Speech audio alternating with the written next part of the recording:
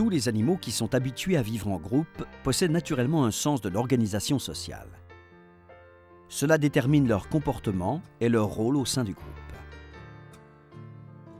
Il existe entre les chevaux un ordre très clair qui établit les hiérarchies et dont le but est d'assurer le bien-être et la pérennité du groupe tout entier.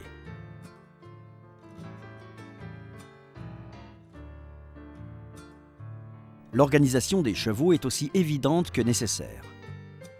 Il a été prouvé qu'un groupe de chevaux à l'état sauvage dépasse rarement les 15 individus. Dans chaque harde, on trouve un cheval dominant, le plus souvent une jument, qui sert de guide.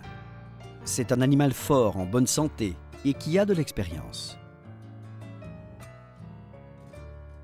Son rôle est d'orienter la harde vers les bons pâturages, de choisir des chemins sûrs, de trouver des points d'eau fraîche, ou encore de savoir repérer un abri contre les intempéries, la chaleur ou le harcèlement des insectes. Le leader n'est pas chargé de protéger le groupe contre les prédateurs ou d'autres dangers. Ça, c'est le rôle de l'étalon.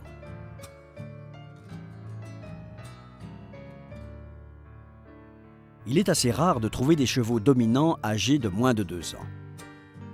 Cela peut arriver dans des hardes où on ne trouve pas d'adultes.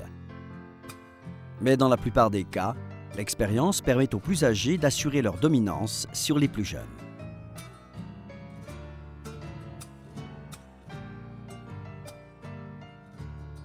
Il est fréquent qu'un cheval qui a été leader à un moment prenne ensuite une autre place dans le groupe.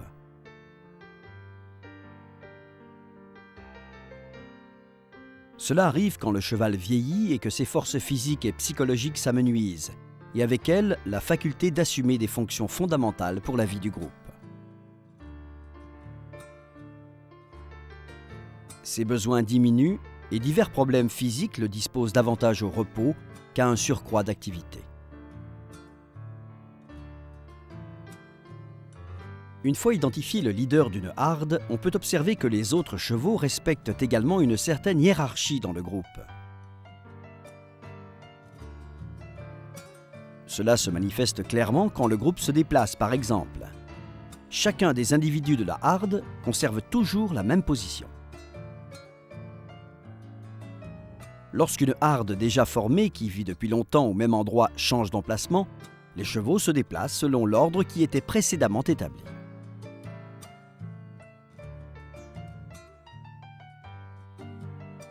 Cet ordre est également respecté lorsque les chevaux pénètrent dans un enclos. Mais il peut changer lorsqu'un cheval se trouve près de la sortie et sort en premier, mais l'ordre sera rétabli immédiatement. Derrière le leader vient se placer un animal qui se laisse guider par le premier, mais à son tour, capable de guider le suivant. Le troisième se laissera guider par celui qui le précède, mais devra guider celui qui le suit, et ainsi de suite. Il est intéressant d'observer que lorsqu'une harde se déplace, le cheval qui se trouve au milieu a tendance à suivre celui qui le précède directement, et non pas celui qui mène le groupe.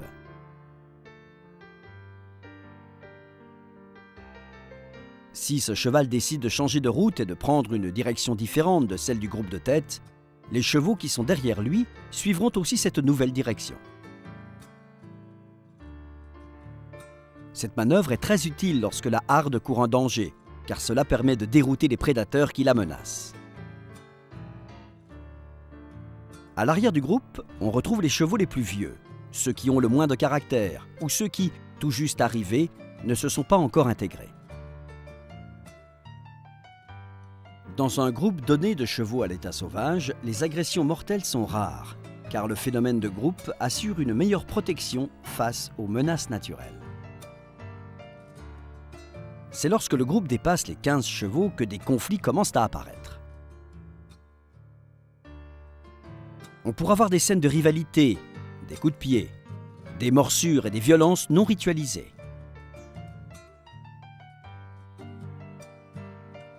Ces réactions se vérifient en particulier lorsque les chevaux pénètrent dans un espace réduit comme un enclos, ce qui limite l'espace vital de chacun. En temps normal et dans de grands espaces, les agressions sont très rares, car les animaux jouissent d'un espace sans empiéter sur celui des autres.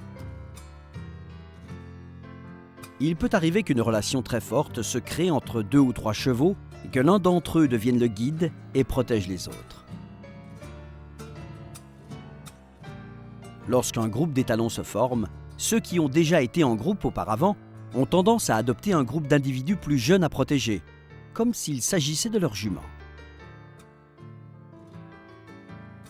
La vigilance, fonction très importante, est exercée par divers individus selon les situations. On peut observer qu'au moment où le groupe mange, il y en a toujours un qui veille. De la même manière, lorsque le groupe s'allonge pour dormir, il y aura toujours un cheval qui restera debout et en alerte.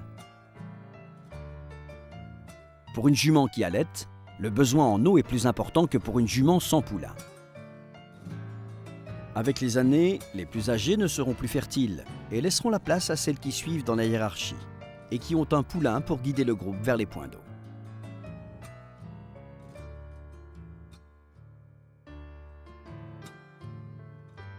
L'organisation sociale des chevaux n'est pas fondée sur l'ambition individuelle. Son seul objectif est de protéger le groupe tout entier et d'assurer la survie de la harde.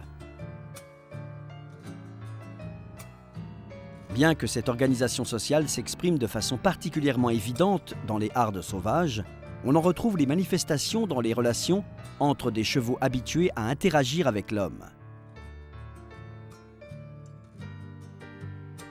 C'est pour cela qu'il est intéressant de connaître la place qu'occuperait un cheval dans une harde pour mieux cerner son caractère et ses codes de comportement. Cela nous permettra de mieux comprendre nos chevaux et de prendre les décisions les plus adaptées pour qu'ils donnent le meilleur d'eux-mêmes.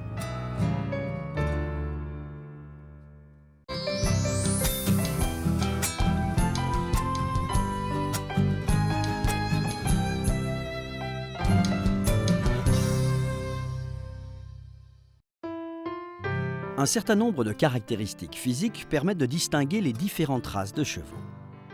Certaines sont évidentes, d'autres requièrent une connaissance plus approfondie.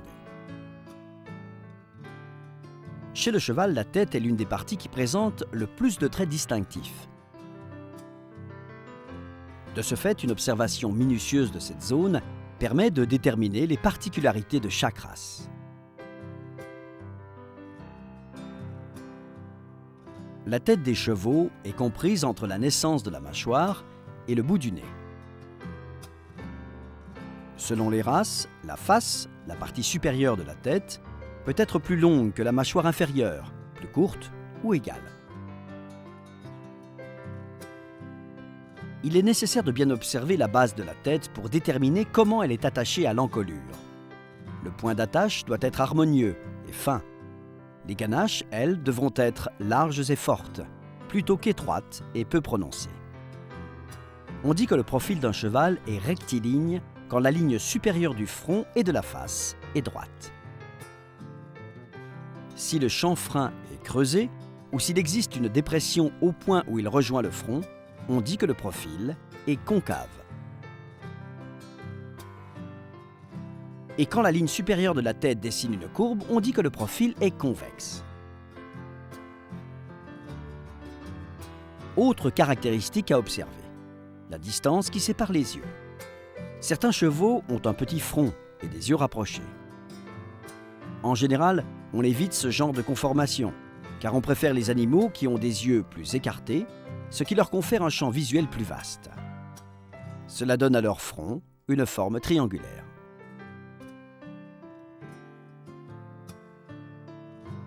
On estime que les chevaux aux grands yeux ont un angle de vision plus ample.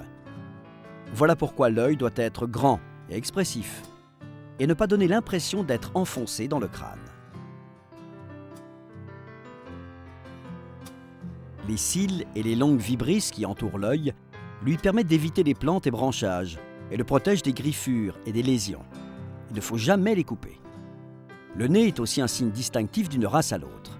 Dans certains cas, il est petit, tout comme les naseaux. D'autres chevaux ont un nez plus grand et des naseaux très ouverts. Chez certaines races, le nez est large et donne à la tête un aspect rectangulaire. Pour d'autres, il est plus petit et la tête fait davantage penser à un triangle.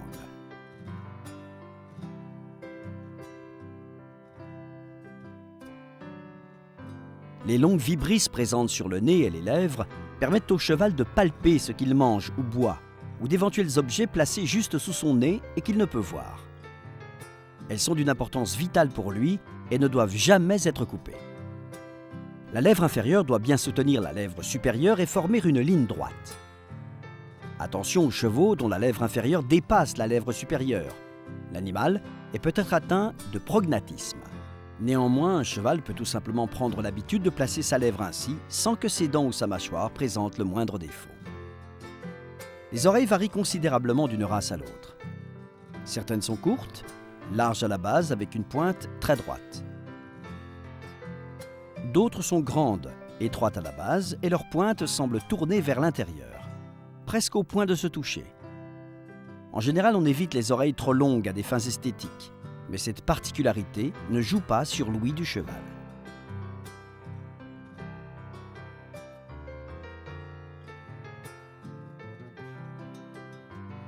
Lorsque l'on observe la tête d'un cheval, il faut donc examiner les caractéristiques de la face, de l'attache tête-encolure, le profil, l'écartement des yeux, le nez, la bouche et les oreilles.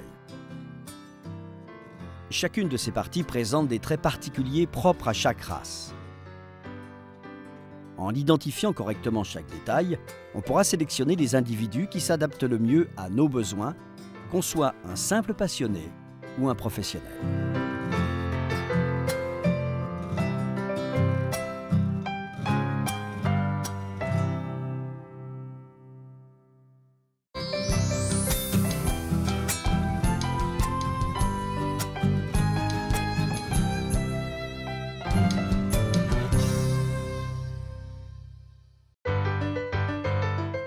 Quand on évoque les origines du poney Welsh, l'histoire semble rejoindre la légende.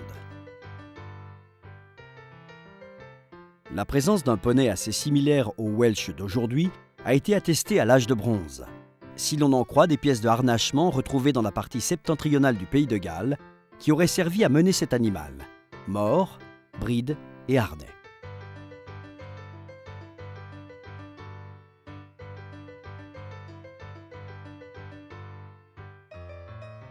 Le pays de Galles a une longue tradition de lutte contre son voisin immédiat, la puissante et dominatrice Angleterre, pour défendre son identité culturelle et son attachement au monde celtique.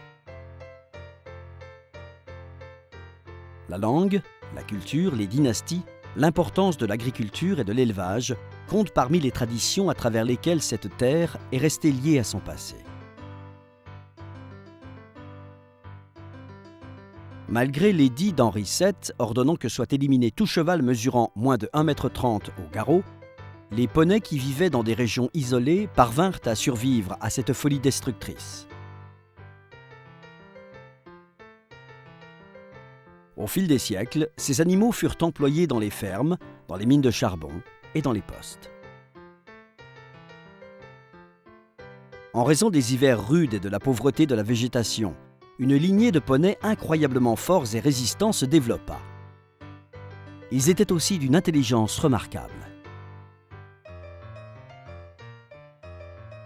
La sélection de la race et l'élevage, basés essentiellement sur l'utilité, a permis de développer et d'affiner notablement les caractéristiques de ce petit équidé, connu depuis les temps les plus reculés de l'histoire britannique. Le poney Welsh a la tête plutôt petite, des petites oreilles bien écartées, les naseaux ouverts, des épaules amples, un thorax bien développé et des membres relativement courts mais puissants. Il ne doit pas dépasser 1,37 m pour le Welsh B, 1,22 m pour le Welsh A ou Welsh Mountain.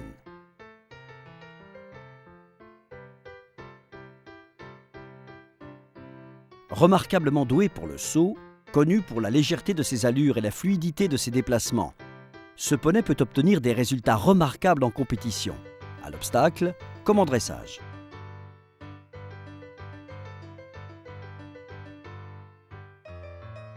Ses caractéristiques principales sont la robustesse, un caractère agréable, un modèle très harmonieux et une tête particulièrement expressive.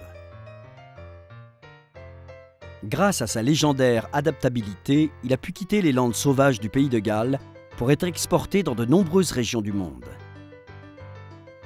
Le Welsh est un des piliers de l'équitation à poney et fascine les cavaliers dès l'âge tendre.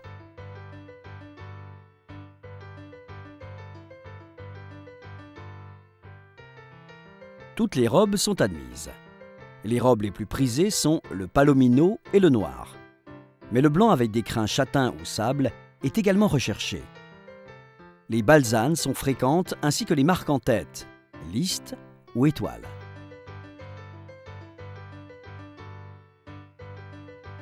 Si l'on décide d'acquérir un Welsh, il faut le choisir avec des yeux vifs, une queue attachée haut et portée gaiement, un poil fin, des antérieurs bien droits et des canons courts. Les plus beaux ont de grands yeux et un joli port de tête, signe de son courage.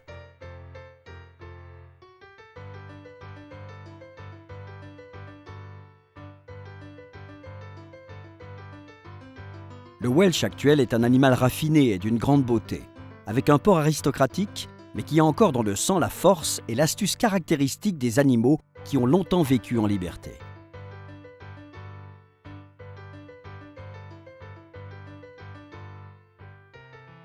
C'est une monture idéale pour l'équitation d'extérieur, fiable, naturellement douée pour le saut et qui n'a pas sa pareille à l'attelage. Le Welsh jouit d'une personnalité amicale et d'un caractère équilibré. Il a du tempérament, mais toujours en douceur et est naturellement docile. Il se soumet facilement à la discipline et respecte ceux qui le dirigent, jeunes ou moins jeunes, s'il est respecté lui aussi. Les poneys Welsh ont joué un rôle très important pour le développement de leur région d'origine. Ils sont inscrits dans la tradition et le cœur de ces terres, et surtout de leurs habitants.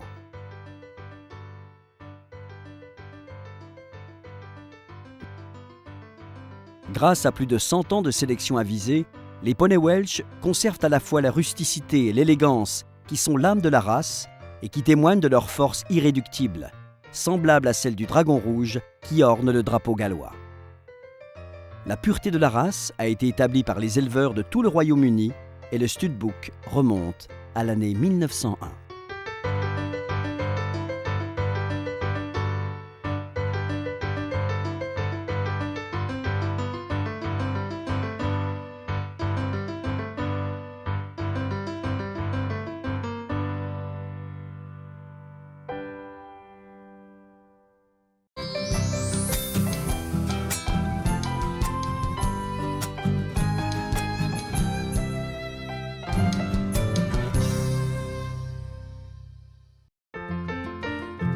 L'endurance est une épreuve contre la montre où l'on teste la vitesse et la résistance des chevaux. L'objectif est d'obtenir que le cheval effectue un parcours extérieur précis en un temps record, tout en arrivant en bonne condition physique. Le cheval et le cavalier doivent coopérer et rester tous deux en bonne forme. Pour relever les défis imposés par cette discipline, savoir choisir une stratégie de course est indispensable. On a déjà vu des épreuves se dérouler dans le désert, sur des routes, sur les reliefs d'une campagne sauvage ou à l'ombre d'une montagne. Pour les épreuves d'endurance, on préfère des chevaux de grande taille, aux jambes longues et assez peu musclés. Tout cavalier peut participer s'il est bien entraîné et en bonne santé.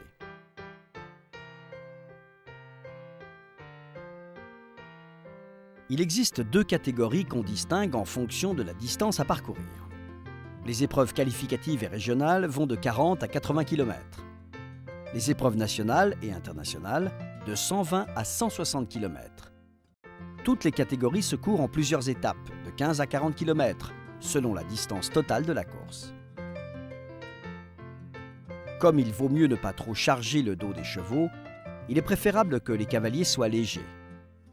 Les selles actuelles sont en matériaux synthétiques et très légères. Filets, rênes et accessoires sont en plastique, très souples, non blessants et non irritants. Les sangles sont de préférence en néoprène. Il n'existe pas d'âge limite pour les cavaliers, contrairement aux chevaux. Un cheval doit avoir au moins 5 ans pour participer à une épreuve de qualification et au moins 6 ans pour une épreuve de rang national ou international. Mais en réalité, l'âge idéal d'un cheval pour ce genre d'épreuve est de 7 ou 8 ans. Dans cette discipline exigeante, la priorité doit toujours rester la santé et le bien-être du cheval. Les vétérinaires officiels procèdent à un examen minutieux la veille de l'épreuve, après chaque étape et à la fin de la course. Si des problèmes physiques apparaissent, le cheval sera déclassé ou éliminé.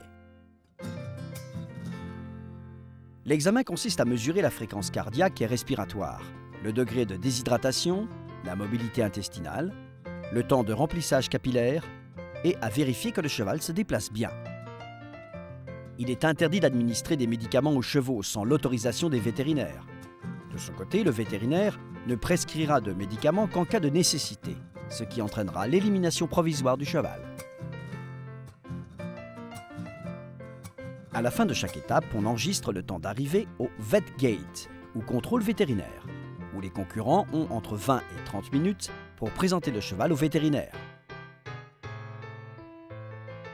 Pendant ce laps de temps, l'animal devra récupérer sa fréquence cardiaque de base, ou minimale, établie pour la course, qui est de 56 battements à la minute BPM pour les qualificatives et de 64 BPM pour les épreuves internationales. Même à la fin d'une étape, le chronomètre continue à courir tant que le concurrent n'a pas sa monture présentée au vétérinaire. Les équipes peuvent hydrater et rafraîchir le cheval avec de l'eau, le faire marcher, changer les fers ou lui administrer des électrolytes. Mais il est interdit de lui donner des médicaments. Si un cheval arrive en tête à la fin d'une étape et qu'un autre se présente d'abord au contrôle vétérinaire parce qu'il a récupéré plus vite, alors c'est ce dernier qui partira en premier pour l'étape suivante. Lors de ces contrôles, les positions se perdent ou se gagnent, en fonction du temps que les chevaux mettent à retrouver le nombre de pulsations qui correspondent à leur catégorie et être ainsi autorisés à continuer. Au cours de ces contrôles, les chevaux qui ne récupèrent pas leur rythme cardiaque de base dans le temps imparti peuvent être éliminés. Le cheval qui gagne est celui qui va le plus vite, qui récupérera le plus rapidement et donc perd le moins de temps au contrôle vétérinaire. Le niveau de préparation du cheval, tout comme l'adresse et la stratégie du cavalier, sont décisifs dans le résultat final. Cette discipline d'endurance consiste à tirer le maximum du cheval tout en veillant à sa bonne forme physique et non à gagner à tout prix en le poussant au-delà de ses possibilités. Voilà pourquoi les contrôles sont si rigoureux. La disqualification fait partie intégrante de l'esprit de ce sport et ne doit pas avoir de connotation négative pour le cavalier. Actuellement, au niveau international, les meilleurs réalisent une moyenne de 17 km/h sur des parcours de 160 km.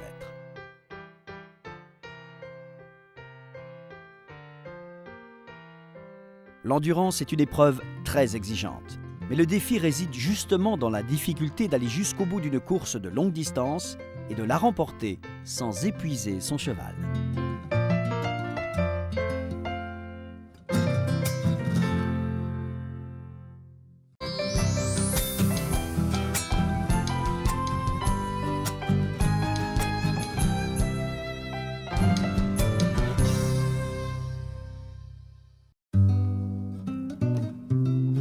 Tout jeune, un poulain apprend grâce à sa mère à trouver les meilleurs pâturages, une herbe riche et l'eau la plus fraîche. Lorsqu'on déplace un cheval, surtout vers une région urbaine, il peut avoir du mal à s'habituer à l'eau traitée et chlorée dont son odorat détecte toutes les subtilités. Il peut refuser tout à fait de boire, car son instinct lui dit que cette eau n'est pas potable. C'est pourquoi il est sage d'habituer de bonne heure le cheval à boire des eaux de diverses provenances. On peut mélanger régulièrement et en quantité de plus en plus importante de l'eau prise au robinet en ville à celle de son abreuvoir. Si le cheval n'a jamais mangé d'aliments industriels, il est possible qu'il les refuse, car ils ne lui rappellent en rien les pâturages qu'il a connus. Dans ce cas, il est conseillé de le placer dans un enclos avec un autre cheval assez conciliant qui a déjà mangé ce genre d'aliments. On les laisse ensemble et on remplit leur mangeoire. Le cheval déjà habitué va manger et l'autre, poussé par la curiosité, essaiera à son tour. Il peut arriver que l'ancien pour ne pas avoir à partager la ration. Dans ce cas, on les attachera assez courts, de manière à ce que le second ne puisse pas être chassé. Si cela est impossible ou si l'on ne veut pas que les chevaux se battent pour la nourriture, il est recommandé de préparer une infusion de foin.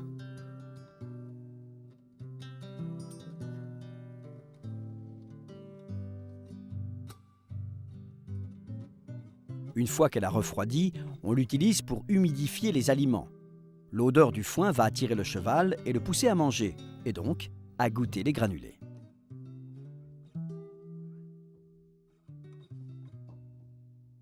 Les poulains élevés par leur mère dans un box ont appris à se nourrir dans la mangeoire et goûteront pratiquement tout ce qu'on leur propose.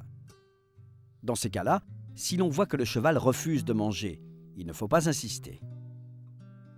Les chevaux, dotés d'un odorat très développé, sont capables de sentir si un aliment n'est plus bon, ce qui est souvent la cause d'un refus.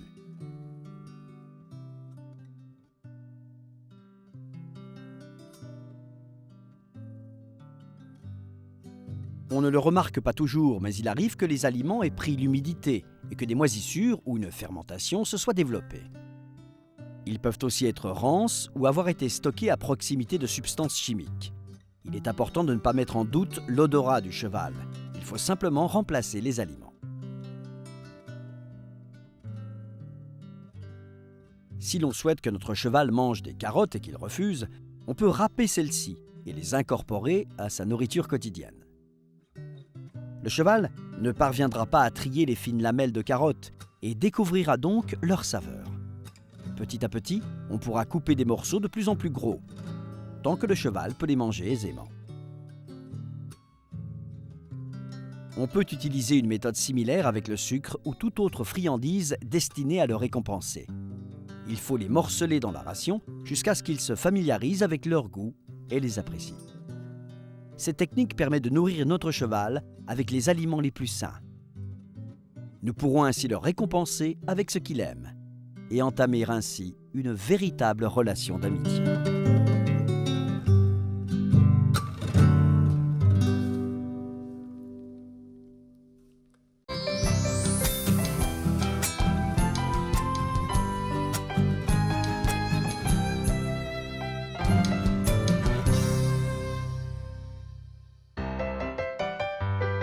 Connaître le poids de notre cheval est très utile pour lui administrer la bonne dose de médicaments ou pour calculer la ration alimentaire quotidienne. Il est très facile de mesurer les différentes parties du corps du cheval. Mais comment calculer son poids si l'on n'a pas de balance? De fait, beaucoup des médicaments que l'on administre au cheval doivent être dosés en fonction de son poids. Savoir calculer ce dernier peut éviter des erreurs, de sur- ou de sous-dosage des produits. Les vermifuges, les compléments alimentaires, les antibiotiques et les anesthésiques, entre autres, doivent être dosés avec la plus grande précision possible. Il a été démontré que le poids du cheval est directement proportionnel à son périmètre thoracique, c'est-à-dire, en d'autres termes, son tour de poitrine. Pour connaître son périmètre thoracique, munissez-vous d'un mètre-ruban gradué, de préférence plat et souple. Placez le ruban juste derrière le garrot, laissez-le glisser et rattrapez son extrémité sous le passage de sangle. Assurez-vous qu'il est bien à plat et n'a pas tourné sur lui-même, ce qui fausserait la mesure. Ramenez l'extrémité vers le garrot pour faire un tour complet du thorax. Normalement, le ruban doit passer sous le sternum, derrière le coude, où d'habitude on fait passer la sangle.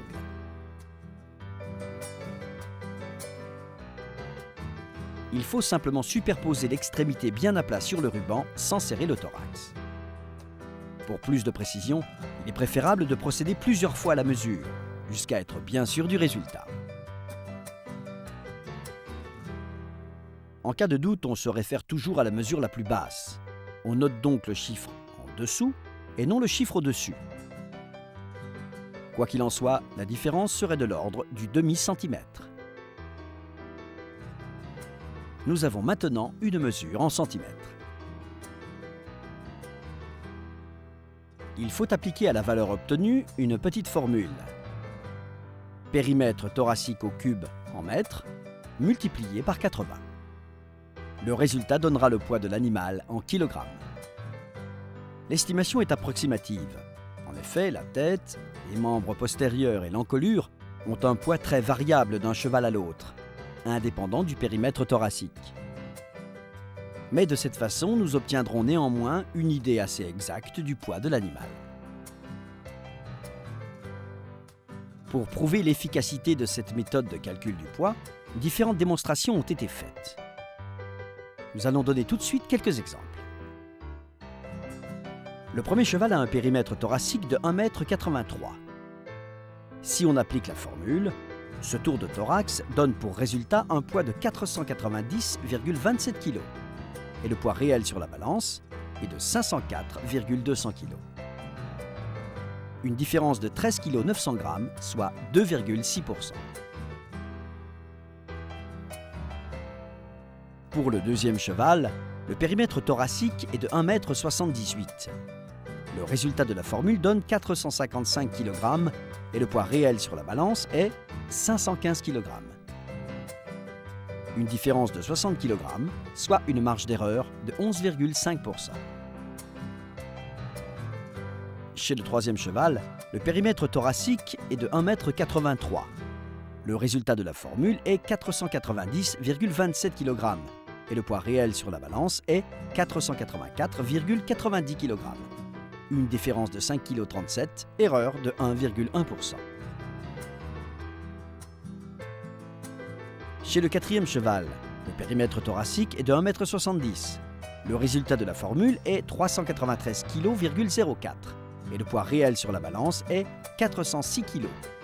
Une différence de 12,96 kg, erreur de 3%.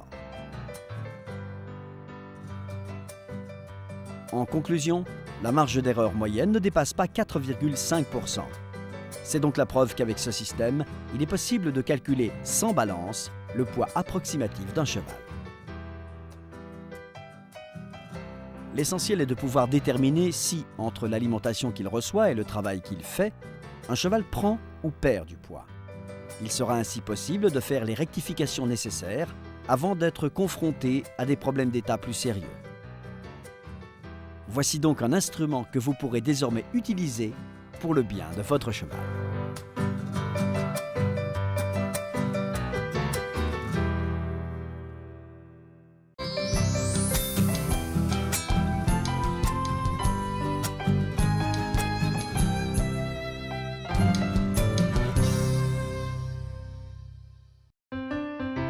Depuis le jour où l'homme a commencé à utiliser le cheval comme moyen de transport, il a cherché à améliorer son confort en créant des attelages de travail, de locomotion pour les personnes et de compétition.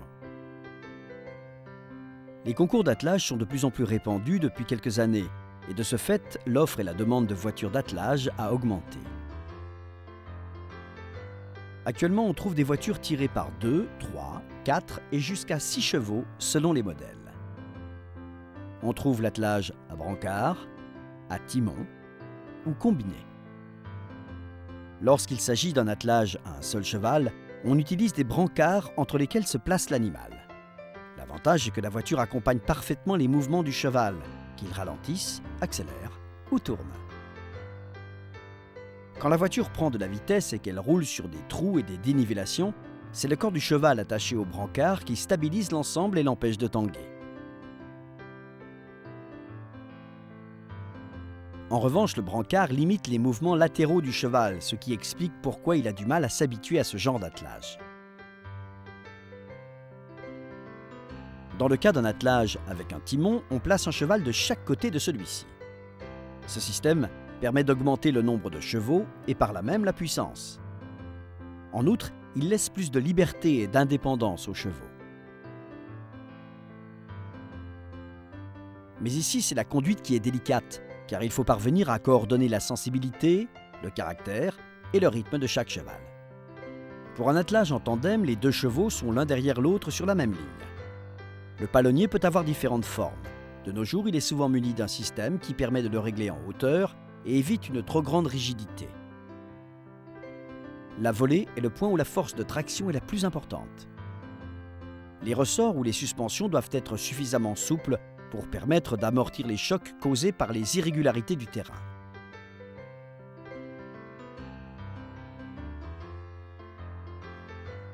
On déconseille aussi bien des suspensions trop dures qui répercutent les chocs sur le cocher et les occupants que des suspensions trop souples ou abîmées par le travail ou l'usure, qui endommagent la voiture. Le système de freinage permet d'arrêter la voiture et assiste les chevaux dans les pentes fortes ou prolongées. Les freins sont à tambour ou à disque, ces derniers étant les plus modernes et les plus fréquents de nos jours. Les supports doivent être bien fixés à l'arbre et les disques doivent permettre une prise sûre sur la roue. Les amortisseurs doivent pouvoir résister aux branches et aux pierres, et le récipient du niveau de liquide de frein doit être facile d'accès afin qu'on puisse le remplir sans difficulté.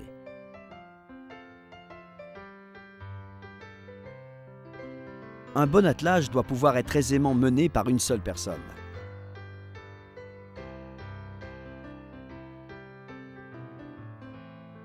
Une bonne installation et un bon entretien des structures permettent à l'arbre de direction de ne pas trop subir de pression excessive en cas de freinage et au ressort de ne pas se rompre, tout comme le support qui les relie à l'arbre. De nos jours, on utilise des harnais à collier ou à bricole. Les voitures doivent pour cela être dotées de balanciers suffisamment résistants pour supporter la force à laquelle ils sont soumis. Ces balanciers doivent également permettre un mouvement d'oscillation. Parfois, ils sont munis d'un anneau qui facilite l'usage des mousquetons de sécurité. Une bonne maîtrise des éléments qui composent les voitures d'attelage modernes permet d'en connaître les avantages comme les points faibles au moment de la course. L'utilisation de nouveaux matériaux, légers et résistants à la fois, accroît la concurrence entre les fabricants. Ces progrès multiplient les exigences et améliorent considérablement le niveau des concours.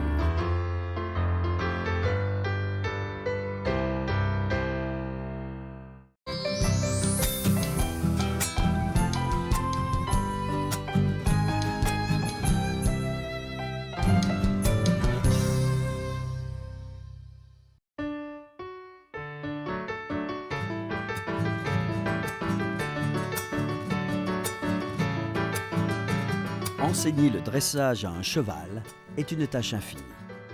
Tant que l'animal est en bonne santé physique et mentale, on peut lui apprendre de nouvelles figures et de nouveaux mouvements. C'est lui qui posera les limites. Passé les premières phases durant lesquelles on lui enseigne les exercices de base du dressage, et une fois qu'il est capable de se déplacer avec aisance et équilibre aux 3 allures, on peut poursuivre en abordant des figures plus complexes et bientôt des airs de haute école.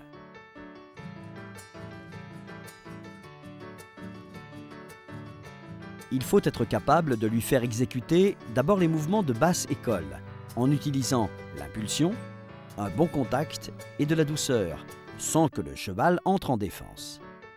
À ce stade, on dispose des outils nécessaires.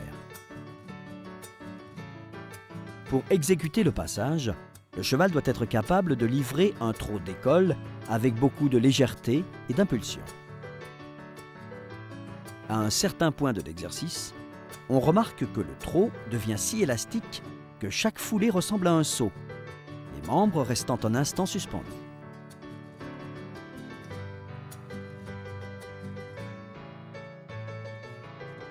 Le cavalier doit contrôler le rythme du cheval par l'action de ses jambes et de ses mains, dosant subtilement l'impulsion et la retenue. Pour un beau passage, la cadence doit être assez lente pour que le temps de suspension soit marqué. Le cheval doit rester bien rassemblé pendant tout l'exercice. Chaque diagonale qui touche le sol s'élève avec énergie avant que l'autre se pose. Ainsi, pendant un bref instant, le cheval semble voler. Les étalons en liberté adoptent souvent le passage devant leurs juments pour faire valoir leur force et leur beauté et les séduire.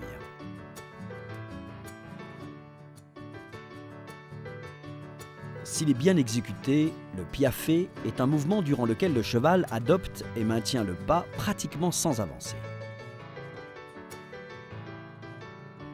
Les antérieurs s'élèvent jusqu'à ce que les avant-bras soient perpendiculaires au sol. Les hanches s'abaissent pour permettre aux postérieurs de s'engager sous la masse, amortissant le mouvement et fournissant l'énergie nécessaire.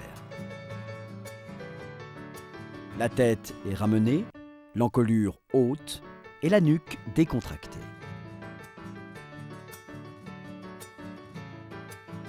On dit que le piaffe était autrefois un air utilisé au combat pour maintenir les animaux sur place, mais prêts à réagir de façon fulgurante. En général, on obtient le piaffe en réduisant l'amplitude à partir du passage. Le pas espagnol n'est pas un air de haute école, mais un pas d'école. Les étalons s'y livrent volontiers en liberté face à d'autres étalons ou à des juments. Dans le pas espagnol, chaque antérieur s'élève et s'étend à tour de rôle, de façon spectaculaire. Le cheval doit en principe conserver un rythme régulier et élever également les deux membres. Les postérieurs maintiennent l'impulsion et restent engagés pour éviter que l'animal creuse le dos.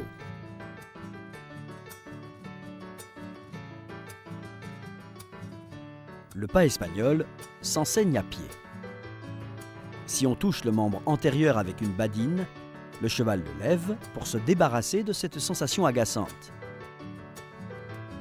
Si nous continuons à le stimuler, le cheval commencera à lancer la jambe en avant. La courbette était autrefois une figure de combat utilisée pour protéger le cavalier des coups de lance, le cheval faisant office à la fois de bouclier et d'arme.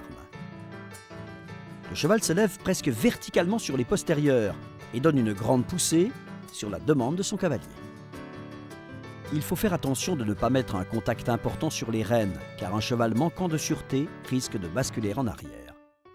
On appelle pirouette le mouvement durant lequel l'avant-main se déplace au galop en tournant autour du postérieur intérieur, qui reste sur place, et fait office de pivot, tandis que le postérieur extérieur maintient l'impulsion. Le cheval doit savoir pirouetter sur les deux pieds, galopant sans avancer ou sortir du périmètre sur lequel il a commencé à tourner. Chez un cheval bien dressé, la cadence est fondamentale. Les changements de pied au galop découlent de la recherche d'équilibre et de cadence de la part de l'animal. On peut demander des changements de pied tous les 4, 3 ou 2 temps. Quand le mouvement arrive à sa plus belle expression, le cheval change de pied à chaque temps du galop. C'est ce qu'on appelle justement le changement de pied au temps. Peut-être, sachant qu'il est possible d'atteindre de tels niveaux de perfection et de difficulté avec les chevaux, certains seront tentés de repousser de nouvelles limites.